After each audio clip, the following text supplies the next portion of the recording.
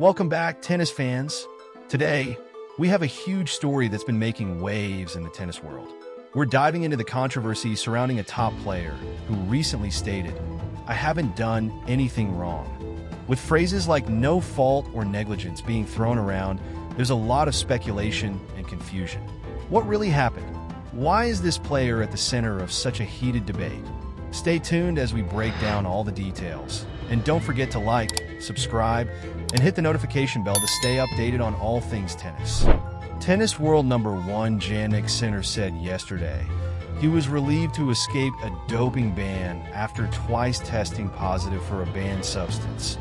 "Even though in my mind I know that I haven't done anything wrong."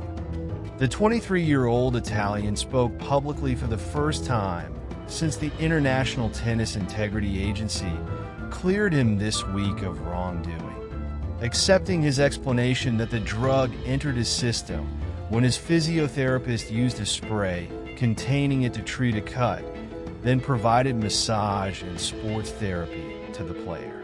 Sinner tested positive for low levels of the banned anabolic agent clostebol in March, once during the Indian Wells Masters, and again in an out-of-competition test 8 days later. Sinner was stripped of his results, prize money, and 400 ranking points he accumulated at Indian Wells. But the ITIA confirmed this week that an independent tribunal found that he bears no fault or negligence for the violations. Sinner said the months-long process was a nerve-wracking experience, and he rejected suggestions he had received any special treatment because of his lofty ranking. "No, it's every player who gets tested positive has to go through the same process," Sinner said at a news conference at the US Open, which starts Monday. "There is no shortcut. There is no different treatment. They are all the same process." He said he was able to keep playing without a lengthy provisional suspension because his team immediately pinpointed the fact that physio Giacomo Naldi had used a spray containing the drug to treat a cut finger. He'd been given the spray by Sinner's trainer Umberto Ferrara. Sinner confirmed that he had now cut ties with both men, citing a loss of confidence in them. "I want to start with that they have been a huge part for my career," he said. "We worked together for 2 years. We made an incredible job, bringing a lot of success and then having a great team behind me. Now, because of these mistakes, I'm not feeling that confident to continue with them. The only thing I just need right now, just some clean air. I was struggling a lot in the last months. Now I was waiting for the result, and now I just need some clean air." Sinner said he could understand the frustration of players who had to go through lengthy provisional suspensions before their doping cases were resolved. But maybe the reason they got suspended is they didn't know exactly where it comes from, also what substance. But the main reason is where it comes from and how it entered in his own system. "It's finally out." He said Ferrara knew it straight away that it was his spray. And knowing because of that was the spray, and knowing also how it all ended up into my system, we went straight back to them and we explained everything how it happened. And that was the reason why I had the chance to keep playing. He was suspended for several days, Sinner said, during which he could not practice. And as the months of the investigation continued, the matter weighed on him, even though he believed he would be exonerated. "Of course I was worried because it was the first time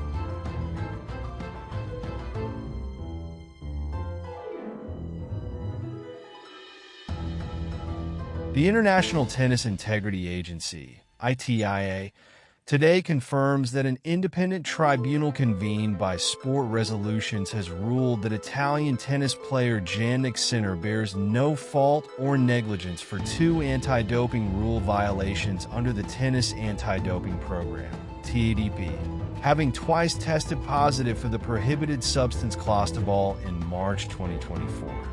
Sinner, currently ranked world #1 in men's singles, provided an in-competition sample at the ADP Masters 1000 event in Indian Wells, USA, on March 10, 2024, which contained the presence of a metabolite of clostebol at low levels. A further sample, conducted out of competition 8 days later, also tested positive for the same metabolite, again at low levels. Clostebol is an anabolic agent prohibited at all times under Section S1 of the World Anti-Doping Agency, WADA, prohibited list. Under the World Anti-Doping Code, WADC, when a player returns an adverse analytical finding for a non-specified substance, like clostebol, a provisional suspension is automatically applied. The player has the right to apply to an independent tribunal chair appointed by Sport Resolutions to have that provisional suspension lifted. As such, after each positive test, a provisional suspension was applied. On both occasions, Sinner successfully appealed the provisional suspension and so has been able to continue playing. The player explained that the substance had entered their system as a result of contamination from a support team member who had been applying an over-the-counter spray available in Italy containing clostebol to their own skin to treat a small wound.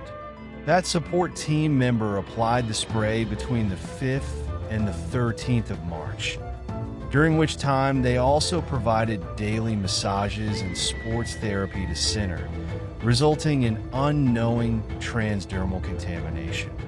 Following consultation with scientific experts, who concluded that the player's explanation was credible, the ITIA did not oppose the player's appeals to lift the provisional suspensions.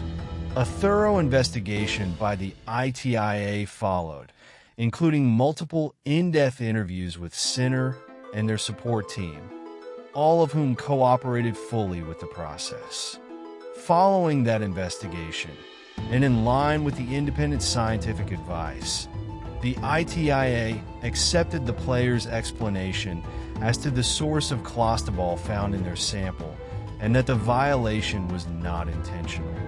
The ITIA referred the case to an independent tribunal to consider the specific facts, review any comparable anti-doping decisions, and determine what, if any, fault the player bore and therefore the appropriate outcome. A hearing was convened at Sport Resolutions on August 15, 2024, from which the independent tribunal determined a finding of no fault or negligence applied in the case, resulting in no period of ineligibility. However, in line with the WADC and TDP, Sinner's results, prize money and ranking points from the ADP Masters 1000 event at Indian Wells, where the player tested positive in competition for clostebol, are disqualified. Karen Morehouse, ITIA CEO, said, "We take any positive test extremely seriously and will always apply the rigorous processes set out by WADA." The ITIA carried out a thorough investigation into the circumstances leading to the positive tests with which Mr. Sinner and his representatives fully cooperated.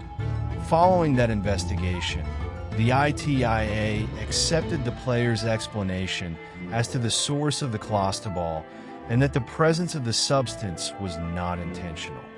This was also accepted by the tribunal. We thank the independent tribunal for the speed and clarity of its decision in relation to the player's degree of fault. This decision is subject to appeal by WADA and the Italian anti-doping agency, NATO Italia. The ITIA will not be appealing this decision.